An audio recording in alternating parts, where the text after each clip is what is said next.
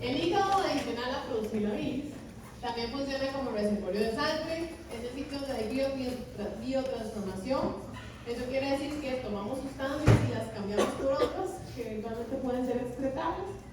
Entonces funciona para la detoxificación. También tenemos las células de Kupffer que ayudan a la producción de bilirrubina.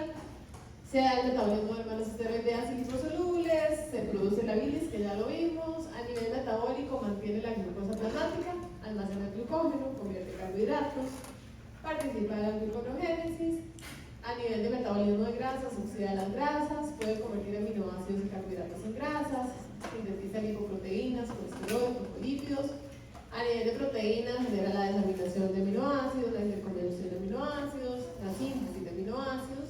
En el metabolismo de proteínas se da el ciclo de la urea y se forma urea. Y también se da la síntesis de proteínas plasmáticas y adicional almacena vitaminas y minerales. Entonces, tiene un montón de funciones. ¿Okay?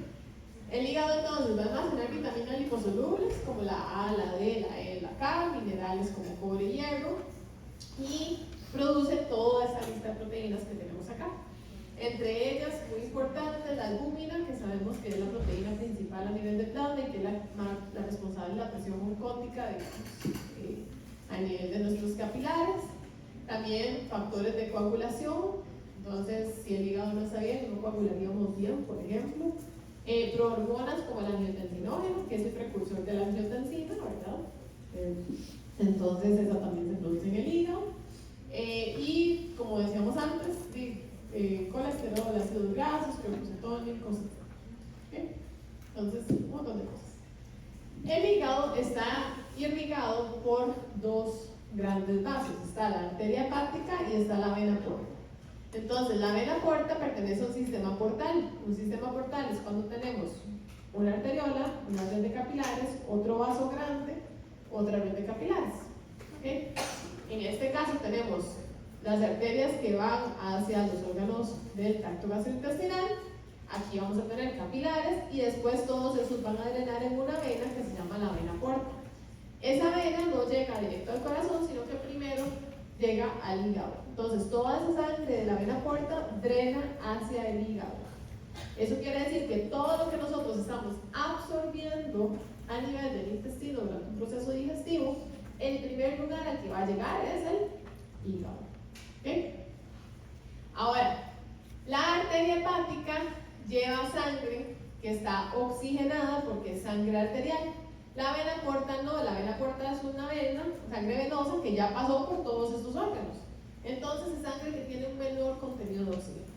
Por lo tanto, a pesar de que la vena porta es el que lleva la mayor cantidad de sangre al hígado, es el que le aporta apenas un 30% del oxígeno, de un 30 a un 40% del oxígeno. ¿Okay? Más o menos entre un 60 y un 70 del oxígeno vienen de la arteria hepática.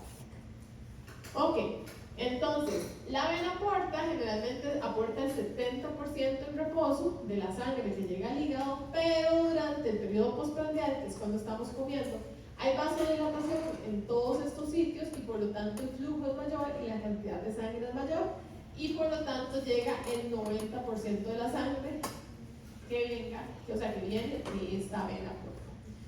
Recuerden que en el hígado los capilares son sinusoidales. Esos eran los que tenían los huecos más grandes de todos. Eso quiere decir que ahí yo puedo mover proteínas incluso. En reposo, esos sinusoides tienden a estar cerrados, pero en periodo postprandial esos sinusoides tienden a abrirse y eso facilita el intercambio de la sangre con el hígado. Y recuerden entonces que esta vena porta es la que facilita esa circulación enterohepática, que esa circulación enterohepática era del hígado a la vesícula, de la vesícula al intestino y del intestino del regreso al hígado. Entonces, ese regreso al hígado siempre es a través de la vena porta. Ok, entonces, si nosotros vemos el hígado, en el hígado vamos a tener estos lobulillos, ¿verdad? Donde vamos a tener en los vértices las triadas. ¿Qué las triadas son? La arteria hepática, la vena y los conductos biliares. La arteria hepática y la vena porta drenan hacia una vena central que estaría en el centro del lobulillo y la bilis drena hacia afuera, hacia los conductos biliares. Entonces, Si nosotros vemos como la estructura, vamos a tener aquí a nuestra triada y vamos a tener hileras de hepatocitos a los lados de los capilares, que son capilares sinusoidales.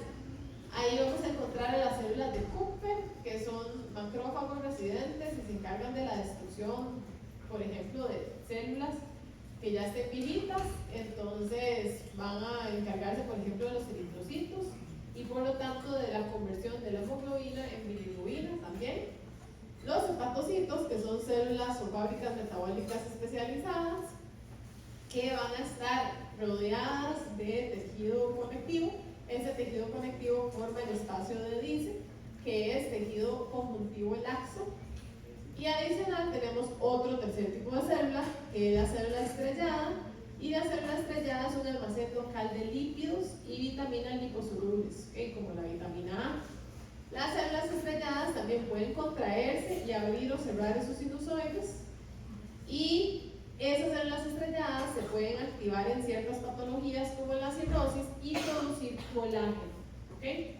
Entonces, si por A por B esa célula estrellada se ve afectada por algo, por una infección, por exceso de consumo de licor, etc., esas células estrelladas, cuando se ven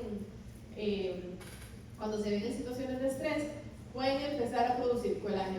Entonces, si ustedes alguna vez han visto un bistec de hígado y ustedes lo comparan con un bistec de carne, el bistec de carne, si usted lo toca, es como duro, pero el bistec de hígado es como todo suavecillo.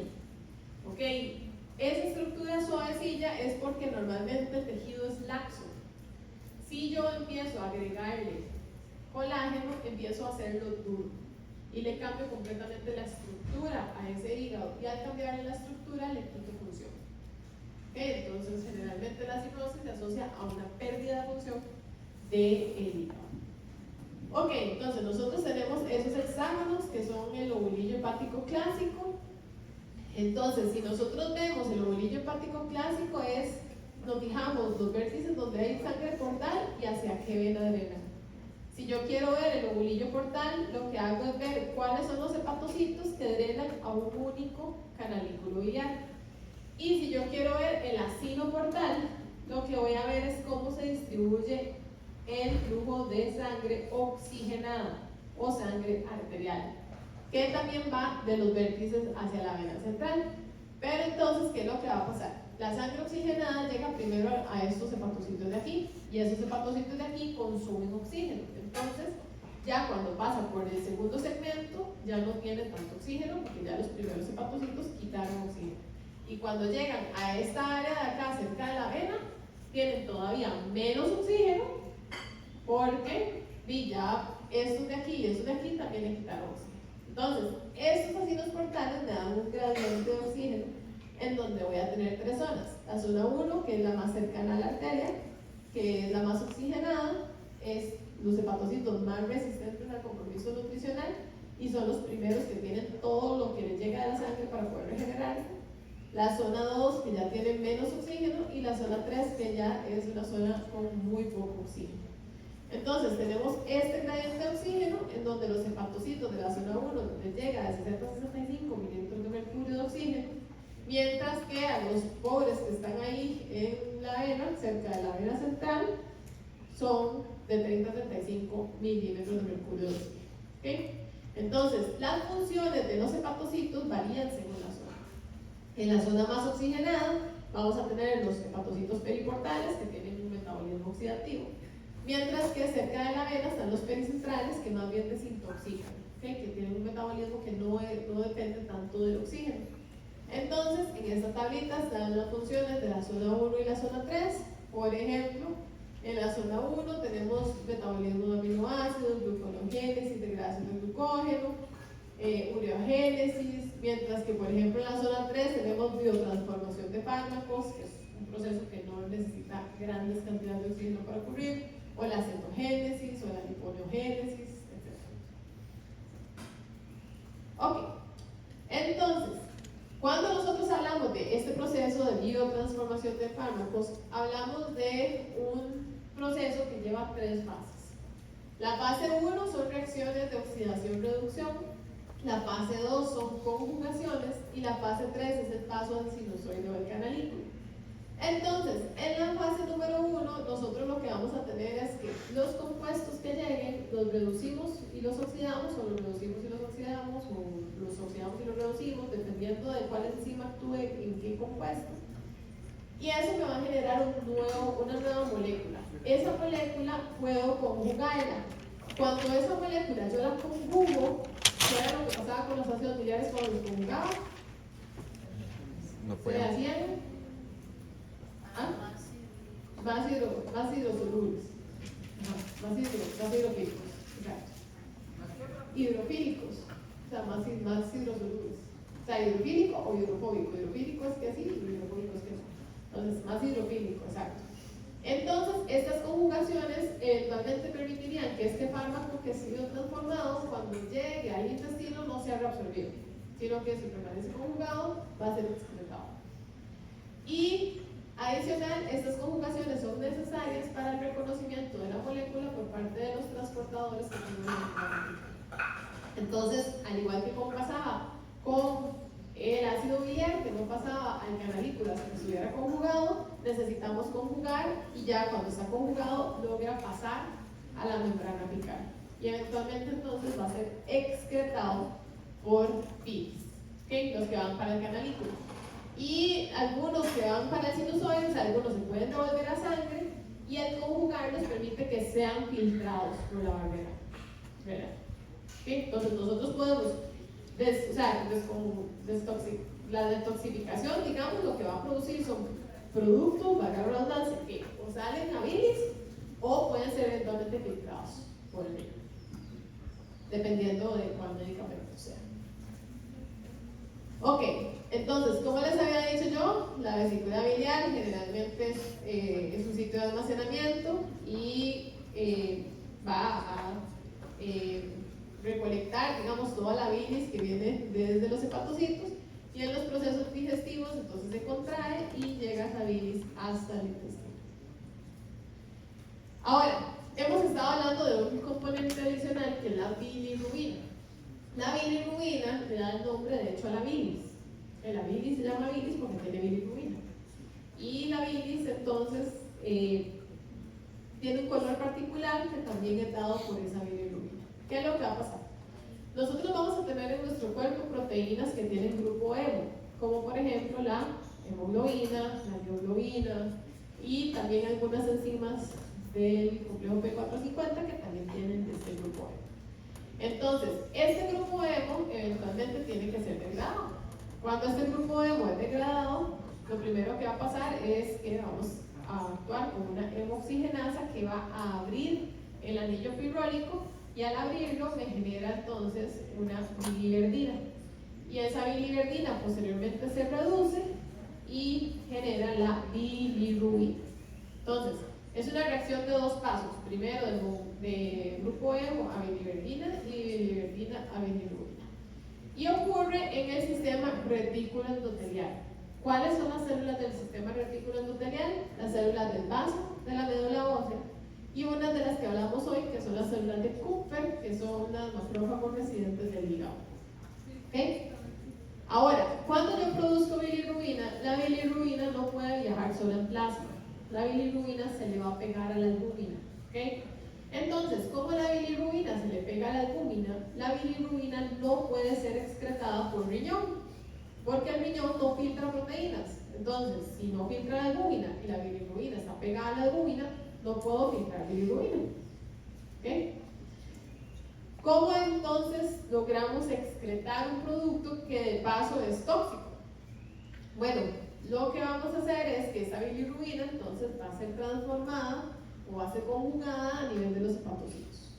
Y al final, los subproductos de la bilirrubina son los que le van a dar el color a las heces, a la bilis, a la orina. Y si se llegara a acumular en nuestro cuerpo, nos va a dar entonces ese color amarillo característico de la ictericia. Sí, dígame. ¿Es tóxica? Que el ictericia es esa acumulación de bilirrubina a nivel de estructuras del sistema nervioso central en bebés, que generan un daño irreversible en el niño, a nivel del sistema nervioso central. Ok, entonces, ¿qué es lo que va a pasar? Producimos bilirrubina, la bilirrubina La albúmina, cuando pasa por cerca de los hepatocitos, se va a despegar la bilirrubina y la bilirrubina va a poder ingresar al hepatocito. Entonces, una vez que ingresa al hepatocito, se conjuga. ¿Con qué se conjuga? Se conjuga con ácido glucurónico. Entonces tenemos un ácido glucurónico que se le puede pegar a esa bilirrubina o se le pueden pegar dos. Y si se le pegan dos, se llama diglucurónido de bilirrubina. Entonces podemos tener glucurónido de bilirrubina o diglucurónido de bilirrubina. Las formas conjugadas son las que pueden pasar al canalículo. ¿Okay? Entonces se transportan hacia el canalículo y así es como llega este diglucurónido de bilirrubina hasta la bilis. Esta conjugación, como todas las conjugaciones, la hace hidrosoluble, impidiendo la reabsorción pasiva en el intestino y aumentando las probabilidades de que excretemos esa bilirrubina. Y en sangre viaja solo un 10% conjugado. ¿Ok? Entonces, ¿qué va a pasar? Llega la bilirrubina al hígado, la conjugo. Va a salir a través de la bilis al intestino. En el intestino grueso se van a encontrar bacterias. Esas bacterias van a transformar el glucurónido de bilirrubina en bilirrubina y de bilirrubina a urobilinógeno. Entonces, ese glucurónido de bilirrubina, que se termina convirtiendo en urobilinógeno, ese urobilinógeno puede eventualmente atravesar las membranas y al atravesar las membranas puede regresar al hígado o al atravesar la membrana puede permanecer en sangre, porque a diferencia de la bilirrubina, el urobilinógeno viaja solo. Entonces, como el urobilinógeno viaja solo, si esa sangre en la que va el urobilinógeno pasa por riñón, el urobilinógeno sí se puede filtrar. ¿Ok? Porque viaja solo, no viaja pegado a las albúmina como la bilirrubina. Entonces, el urobilinógeno a nivel del riñón se convierte en urobilina. Y esa urobilina es la que le da el color amarillito a la vida. ¿Ok? Entonces, de bilirrubina se conjuga, sale del intestino, se convierte en urobilinógeno. El urobilinógeno puede seguirse, o sea, puede seguir un camino a través de las bacterias del colon o puede reabsorberse, viaja solo en plasma, entonces puede filtrarse o puede recapturarse en hígado y volver a conjugarse y salir del hígado, bueno, sí, del hepatocito y salir hacia el intestino por la bilis y volver a llegar al colon. Tiene dos opciones. O se convierte en urobilinógeno y se convierte eventualmente en urobilina, o se convierte en urobilinógeno y de ahí a nivel de intestino se convierte en estercobilina y estercobilina ya es lo que nosotros le da el color a las heces. Pero, digamos, es cierto que no sé, se lo repetí mal, que puede irse al hígado o al riñón o bajar. O sea, sí, en el sentido de que si usted está aquí y el urobilinógeno se conjuga y va en realidad dos, o al riñón o regresa al intestino. Pero de forma de excreción solo tenemos dos opciones: o urobilina en orina o estercobilina en heces. Y ya. O sea, esas son las únicas dos formas que se excretan. ¿Ok? Sí. Y entonces, digamos, cuando hay daño renal también puede haber ictericia por riñones. No, no es tan común. No, porque, digamos, generalmente nosotros la producción, o sea, la gran mayoría, digamos, se va a perder por heces. Entonces, vea, de 99 al 97% se pierde por heces. Eso quiere decir que aquí es un 1 o un 3%. Entonces, en realidad, la gran mayoría la perderíamos igual por heces. Entonces, no hace la gran diferencia para que le pierdas. Ok. Entonces, ¿qué pasa con una persona que tiene ictericia? Ictericia es esta coloración amarillenta que se puede dar en las mucosas, que se puede ver en las palmas de las manos, en los ojos, en las escleras de los ojos. Esa ictericia es cuando la bilirrubina total está por encima de 2 a 2.5 miligramos por decilitro. La concentración normal de bilirrubina es de 1 miligramo por decilitro, o sea, si multiplicamos la cantidad de bilirrubina, ahí podemos ver que la gente ya empieza a verse con este color amarillo. Entonces, cuando hay ictericia, nosotros tenemos que ver si tenemos o no bilirrubina en la orina para poder más o menos saber qué es lo que puede estar pasando. ¿Okay? Por ejemplo, si no hay bilirrubina en la orina, puede ser que haya conjugación alterada. ¿Por qué? Porque si yo no conjugo la bilirrubina, ¿qué va a pasar? No sale nunca del hígado, y si no sale nunca del hígado, nunca va a llegar a ningún lado ni a convertirse ni en bilirrubina ni en estercobilina, porque no puede salir del intestino. ¿Okay? Entonces voy a empezar a acumular bilirrubina, pero esa bilirrubina la voy a empezar a acumular porque no puedo conjugar esa bilirrubina. ¿Ok? O por ejemplo, si nosotros tenemos colestasis, que eso es como una obstrucción, por ejemplo, piedras en la vesícula, las famosas piedras en la vesícula. Si yo obstruyo la vía biliar, digamos, de la vesícula, ¿qué puede pasar? Sí, que lo conjugado, en lugar de salir, se devuelve. Y lo conjugado, digamos, la bilirrubina conjugada, no se pega a la albúmina. Entonces, por eso es que eventualmente sí podría tener bilirrubina en la orina. ¿Okay? Porque esa bilirrubina conjugada, en lugar de irse para el canalículo, que es a donde debería irse, se empieza a volver a sangre. ¿Ok? Entonces, eso ya es como más de diagnóstico para saber cómo, por dónde podría estar el problema. Por ejemplo, ¿qué es coluria? Coluria es bilirrubina conjugada en orina. Entonces, si yo empiezo, o sea, si yo tengo una piedra que está obstruyendo y no pasa la bilis al intestino, entonces eventualmente eso se va a filtrar y me va a generar color en la orina. ¿Okay? Pero es un color diferente, es un color un poco más oscuro. Entonces, esa es la coluria. Si la bilis no puede pasar al intestino porque es una piedra, tampoco le puedo dar color a las heces. Entonces, ese es otro término que es la aconia, que es que no hay color en las heces. Si no hay color en las heces es porque la bilirrubina no llegó hasta ahí. ¿Okay? Y el kernícteros, que es lo que les decía antes, que es la acumulación de bilirrubina en daño cerebral, cálculos basales, que genera entonces problemas. Ahora, nada más para terminar, ¿qué pasa entonces en un bebé, por ejemplo, que los bebés tienden a ponerse amarillitos en sus primeros días? Generalmente, si se ponen amarillitos y ese amarillito no baja, sino que se hace más intenso y le hacen pruebas al bebé y ya llega a ciertos límites, generalmente lo que se va a optar es por poner a ese bebé en una fototerapia. ¿Y qué es lo que hace la fototerapia? La fototerapia lo que hace es convertir la bilirrubina en cetalbilirrubina. Y la cetalbilirrubina sí puede filtrarse por riñón.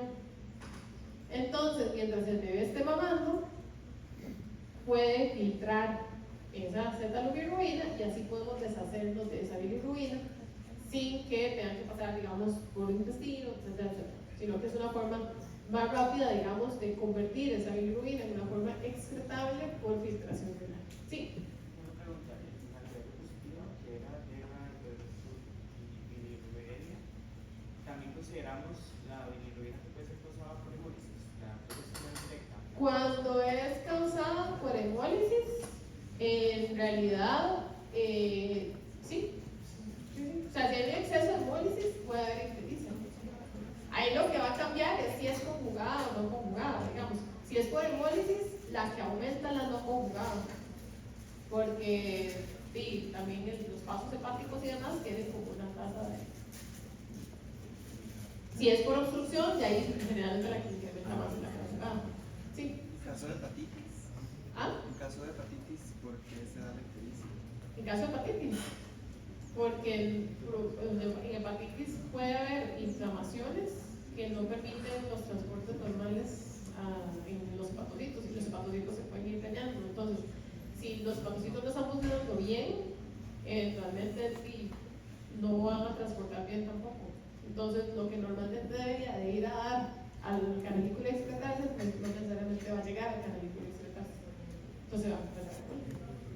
Sí. En la siguiente diapositiva, cuando se utiliza la fototerapia, Ajá. que no les baja el color amarillo, bueno, el color como amarillento, ¿es por alguna patología o simplemente es porque tiene mucha... En realidad, la fototerapia se hace hasta que los niveles de bilirrubina sean ya manejables y no haya ningún daño a largo plazo. Entonces, depende cómo estén los niveles, así les dan la salida, digamos. No, sí, pero digamos, es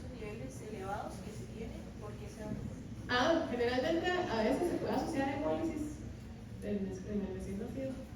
Depende, hay diferentes causas, pero puede ser por ejemplo hemolis. ¿Qué más? Ok, listo. Entonces terminamos y ya quedan con que esto lo dejamos ahí. Ah, bueno, no, perdón. Manejo del amonio, nada más. Nada más venga. Esto nada más es que, básicamente, que si nosotros no tenemos las concentraciones de colesterol adecuadas, tenemos más riesgo a enfermedades. O sea, nosotros necesitamos, o sea, si una persona tiene exceso de colesterol en la bilis, tiene más riesgo a enfermedades. Entonces, siempre si es una persona obesa con problemas de metabolismo de lípidos, va a tener más probabilidad de generar entonces piedras.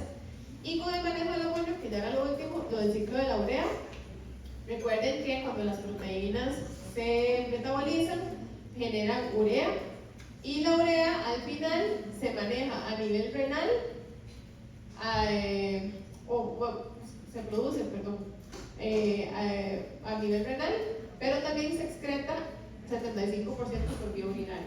Que recuerden que vimos el manejo del NH4 y el NH3 como buffers de amonio, amoníaco. Ajá. Entonces, pues al final 75% se excreta de vía urinaria y 25% de vía colónica. ¿Okay? Entonces, el NH4 se capta en el hígado y termina también exocitándose, básicamente. Y ya, pues ya terminamos. Listo. Quedan con